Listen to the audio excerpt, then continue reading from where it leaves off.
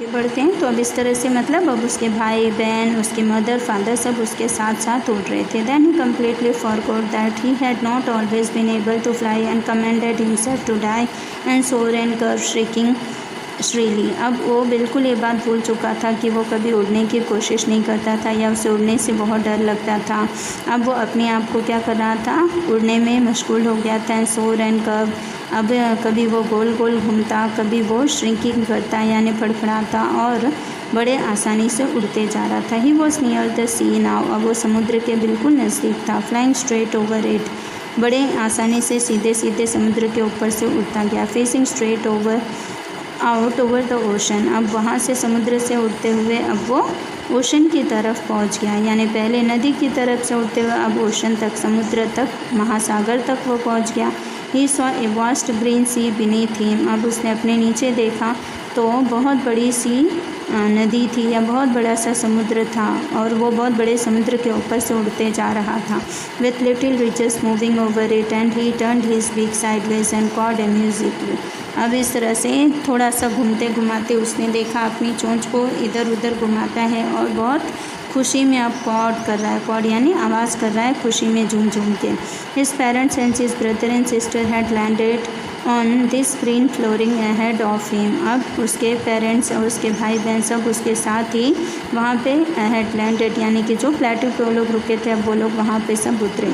They were beckoning to him calling shrilly, अब वो लोग आपस में बातें, अपनी भाषा में बातें कर रहे थे और खुशी मना रहे थे। He dropped his legs to stand on the sea green, उसने क्या किया, अपने पैरों को नीचे सी यानी समुद्र के पास में खड़े होने की कोशिश की। हिज लेग्स सैंक इनटू इट, अब उसके जो पैर थे वो पानी में डूब रहे थे। He screamed with fright and attempted to rise again flapping his wings, अब उसे डर लग रहा था इसलिए उसने अपने पर को वापस से ऊपर की तरफ लेने के लिए उड़ने लगा। But he was tired and weak with hunger and he could not rise, अब वो बहुत थक चुका था, उसके पर जो हैं भूख के कारण अब उसके पंखों में या उसके पैरों में जान नहीं थी कि वो ऊंचे उड़ पाता। एग्जॉस्टेड, अब वो पूरी तरह से समझ लो कि थक चुका था।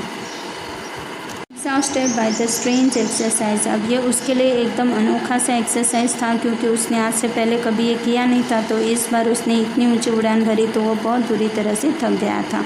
His feet sank into the green sea and then his belly touched it and he sank no further, अब उसने समुद्र में अपनी बॉडी को टच किया, उसे ठंडक मिली। अब उसने बैली को भी टच किया, बैली यानी पेट के नीचे का भाग, और दोनों ही चीज़ें पानी में थोड़ी थोड़ी सी डूब रही थी। He was floating on it, अब वो पानी के ऊपर तैर रहा था। And around him his family was screaming praising him and their beaks were offering him scraps of dogfish, अब इस तरह से उसकी फैमिली भी उसके आसपास पानी में तैर रहे थे, सब आपस में बातें कर रहे थे, चिल्ला रहे थे और वो सब बहुत खुश थे और अपनी चोंच से एक दूसरे को खाने के लिए डॉग फिश दे रहे थे यानी मछली का इस्तेमाल।